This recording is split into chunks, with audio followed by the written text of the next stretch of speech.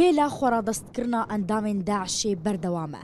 Herî dawî 305 kesan xweradestkirin ku hejmara giştî ya çekdarên dev ji şer berdan e giheşt 5352 kesan.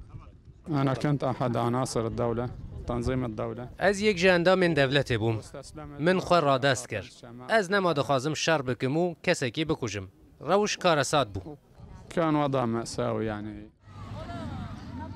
Di heman demê de bi sedan serkirdeyên Daişê heya niha li Baghuz mane û biryara şer dane.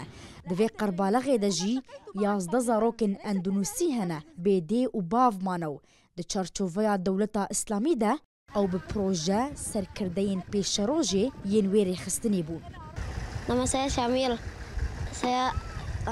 دما کو دولت هاتا راگهاندن از جی اندونوسیا وک مهاجر هاتم دولته از دچوم دبستانه که جبو کو از فیری توحید قرآن حدیث و سنت ببم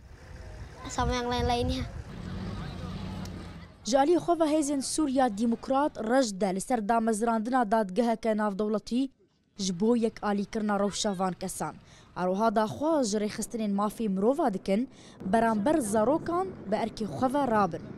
کسی که نوا داعش تجی کردن شر کردن شر انسان کردن تروریستی کردن البته حساب جوان واره خواستن اما بچه شیوازی یعنی البته کسی که نا واره خود تسلیمی تبی که اکید نوا که انسانی د شر واره کردن آن شر تبی که واره بیچه از خواب تقیم دگری جهت نی طیبت سازی می طیبت هنه هر البته هاوی دور بگرن وار تحقیقاتی وارن کردن آرتل گوری تحقیقاتی وان درد که اون پشتی ویجی آرتق حکم وان چه بی آرتقی ببن افزارو کن بی دی و بی باف اوه حمید ناف داعش دا جی گرتنه يعني ناف شيطان دا حميرة ذكرن مدرسة الشرعية يعني جيكي طيبتها بو شرعات برفان بعلمين أما دامات درباسي ناف قصد دبن هلبته سازين إن ناف نتوي إنساني هنا طيبت إيه بزاري را مجل دبن Piştî sistbûna rewta şerê li dijî Daişê heya niha 5 karwanên welatiyên sivîl û malbatên wê rêxistinê ji Baghoza dorpêçkirî derketine û niha behsa mana bi hezaran kesê din têkirin ku bi derxistina wan jî